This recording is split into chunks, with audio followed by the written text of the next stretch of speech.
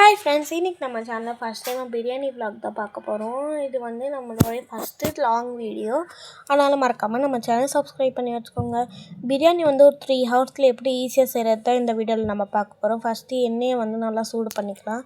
அது கூட லவங்கம், பட்டை, கிராம்பு இதெல்லாம் போட்டு நல்லா வதக்கிட்டு வெங்காயம், தக்காளி, கொத்தமல்லி, புதினா, கறி, அதுக்கப்புறமா பச்சை மிளகா, கறி ஸ்மெல் வராமல் இருக்கிறதுக்காக கொஞ்சம் இஞ்சி பூண்டு பேஸ்ட்டு இதெல்லாம் போட்டு நல்லா வதக்கிட்டு அதுக்கப்புறமா ஒரு 5லேருந்து ஒரு 10 நிமிஷம் வரை நல்லா மூடி வச்சுக்கலாம். மூடி அது நல்லா குக் ஆன உடனே உங்கள் வீட்டில் எவ்வளோ அளவுக்கு உப்பு சாப்பிடுவாங்களோ அவ்வளோ அளவுக்கு வந்து நீங்கள் கரெக்டாக உப்பு பார்த்து போட்டுக்கோங்க. எங்கள் வீட்டில் கொஞ்சம் உப்பு அதிகமாக சாப்பிடுவாங்க, அதனால கொஞ்சம் அதிகமாக போட்டிருக்கோம். உங்கள் வீட்டில் எவ்வளோ போடுவாங்களோ அவ்வளோ அந்த அளவுக்கு உப்பு போட்டுக்கோங்க. அதுக்கப்புறமா வந்து கொஞ்சம் மஞ்சத்தூள் உங்கள் வீட்டிலே எவ்வளோ மஞ்சத்தூள், மிளகாத்தூள் இதெல்லாம் ஒவ்வொரு வீட்லேயும் ஒவ்வொரு மாதிரி மாறும். அதனால் நீங்கள் பார்த்து அது மட்டும் கவனமாக போட்டுக்கோங்க, கரெக்டாக இருக்கும். அப்போ தான் உங்களுக்கு பிரியாணி. இதெல்லாம் போட்டுட்டு நல்லா வதக்கிக்கணும். வதக்கின பிறகு அப்படியே எல்லோ கலராக இருக்கும். நல்லா வதக்கிட்டே இருக்கணும். அது வந்து ஒரு தண்ணி மாதிரி இதாகும்.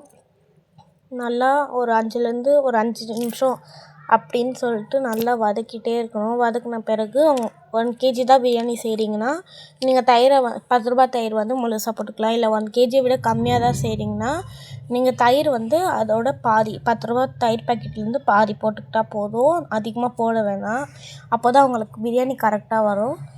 நாங்கள் 1 kg பண்ணுறோம், அதனால் தயிர் வந்து ஒரு தயிர் ஃபுல்லாக நாங்கள் போட்டுக்கிட்டோம். நீங்கள் 1 kg விட கம்மியாக பண்ணுறீங்கன்னா தயிர் கொஞ்சம் கம்மியாக போட்டுக்கோங்க. அதுக்கப்புறமா லெமன் கூட நீங்கள் 1 kg பண்ணுறீங்கன்னா முழுசாக போட்டுருங்க, 2 துண்டாக வெட்டி.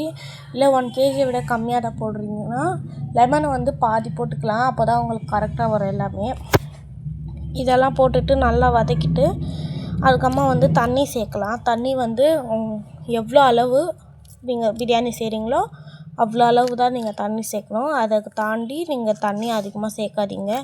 1 kg தான் பண்ணுறீங்கன்னா இந்த வீடியோவில் காட்டுற மாதிரி இவ்வளோ அளவுக்கு ஒரு சம்பு அளவுக்கு தண்ணி போட்டுக்கலாம்.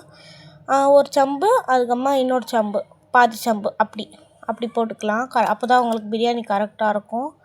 அதுக்கப்புறமா போட்டுட்டு நல்லா வந்து மசாலாலாம் நிற்கும் சைட்லலாம், அதெல்லாம் நல்லா சுரண்டி வச்சுட்டு கொஞ்ச நேரம் மூடி வச்சா அதுக்கப்புறமா எண்ணெய் எல்லாம் மேலே வந்து நின்ற பிறகு ஊற வச்ச அரிசி வந்து பிரியாணி அரிசியை வந்து அப்படியே மேலே ஆட்டம் பரப்பி விட்டுக்கலாம். உள்ளே போன்ட்டு கிளறக்கூடாது. கிளர்ந்தா பிரியாணி எல்லாம் வந்து துண்டு ஆகிடும். அதனால் மேலாப்பில் அப்படியே போட்டுட்டு ரொம்ப கிளறாமல் லைட்டாக தான் கிளறணும், இல்லைனா அரிசி வந்து உடஞ்சிரும். அதுக்கப்புறமா வந்து கிளறிட்டு அது மேலே தண்ணி நிரப்பி வச்சிடலாம். அப்போ தான் தம் போடுறதுன்னு சொல்லுவாங்க.